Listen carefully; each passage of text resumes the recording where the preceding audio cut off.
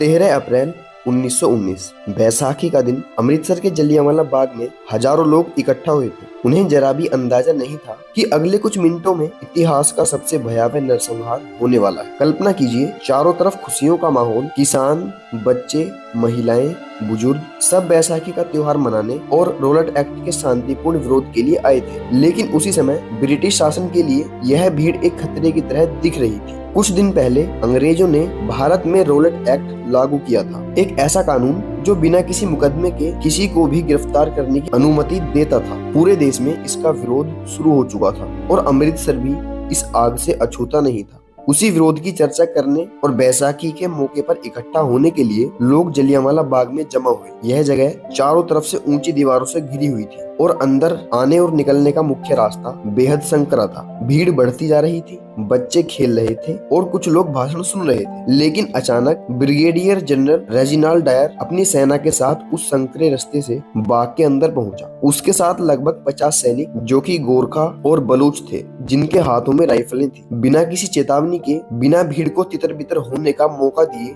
Dyer ने एक आदेश दिया, फायर, और गोलियां चलने लगी। लोग चीखने लगे, हर तरफ अफरा तफरी मच गई। कुछ लोग भागने की कोशिश कर रहे थे, लेकिन बाग के बाहर निकलने का मुख्य रास्ता इतना संकरा था कि लोग एक दूसरे के ऊपर गिरते चले गए। कई लोग गोलियों से बचने के लिए बाग के अंदर बने कुएं में कूद गए, लेकिन वह कुआं कुछ ही मिनटों में लाशों से भर गया। सैनिक लगभग 10 मिनट तक लगातार गोलियां चलाते रहे और उन्होंने तब तक फायरिंग नहीं रोकी जब तक उनकी गोलियां खत्म नहीं हो गई। ब्रिटिश आधिकारिक रिपोर्ट के मुताबिक करीब 380 लोग मारे गए और 1200 से ज्यादा घायल हुए। लेकिन भारतीय अनुमानों और कांग्रेस रिपोर्ट के अनुसार मृतकों की संख्या 1000 से अधिक थी। जमीन खून से लाल हो चुकी थी, चीखें धीरे धीरे सन्नाटे में बदल रही थी और ब्रिटिश सेना उसी तरह बाग से बाहर निकल गई जैसे कुछ हुआ ही नहीं। लेकिन उस दिन जो हुआ उसने पूरे भारत को झकझोर दिया। इस घटना के बाद पूरे देश में गुस्से की लहर दौड़ गई। महात्मा गांधी ने अंग्रेजों के खिलाफ असहयोग आंदोलन को तेज कर दिया और लाखों भारतीयों के दिलों में आजादी की आग और भी भड़क उठी। लेकिन इस कहानी का एक और हिस्सा है जो इसे और भी अविश्वसनीय बना देता है। एक युवक उस नरसंहार के बाद बाग में पहुंचा। उसने चारों तरफ लाशें देखी,